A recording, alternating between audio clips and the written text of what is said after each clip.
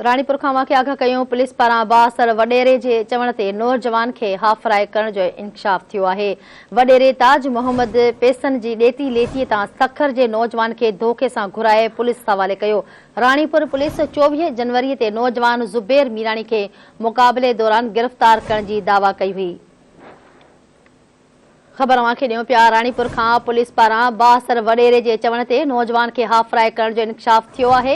वडेरे ताज Mohammad pension जी ॾेती लेतीअ तां सखर जे नौजवान खे धोखे सां घुराए पुलिस हवाले कयो। रानीपुर पुलिस 24 जनवरी ते नौजवान ज़ुबैर मीराणी खे मुक़ाबले दौरान गिरफ़्तार करण जी दावा कई हुई।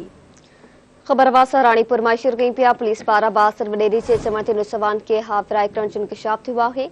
वडेरे ताज मोहम्मद पेसन जी ॾेती लेती तां सखर जे नौजवान खे धोखे सां घुराए पुलिस हवाले कयो।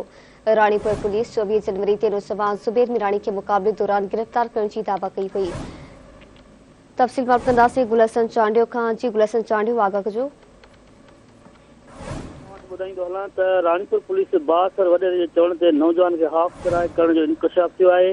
नौजवान खे पुलिस ज़रिए मुक़ाबले में ज़ख़्मी करण जो जुर्गो थियो आहे। जुर्गे दौरान वडेरे ते 20 लख रुपया ॾंड मुक़ररु कयो आहे। ॿुधाए पियो वञे त वडेरे ताजमंद पेसन जी ॾेती लेती तां सखर जे नौजवान खे धोखे सां घुराए पुलिस हवाले करे छॾियो हो, जेको फ़ैसिले में साबित थियो आहे, जंहिंमें 20 लख रुपया ॾंड जी रक़म वडेरे ते मुक़ररु थी आहे, जंहिंमां 2 लख रुपया अदा करे छॾिया आहिनि। वडेरे बक़ाया रक़म जेका आहे सा किस्तुनि में अदा कई वेंदी। मां तव्हांखे ॿुधाईंदो हलां त रानीपुर पुलिस 24 जनवरी जी राति जो नौजवान ज़ुबैर मीराणी खे, जेको सखर जो रवासी आहे, पुलिस मुक़ाबले में ज़ख़्मी हालत में गिरफ़्तार करण जी दावा कई हुई। मां तव्हांखे ॿुधाईंदो हलां त SSP खैरपुर जो चवणु आहे त ज़ुबैर मीराणी मुक़ाबले दौरान गिरफ़्तार थियो आहे। माण्हू भले कुझु बि चवनि। जी महिरबानी गुलहसन चांडियो, आगाह करण लाइ।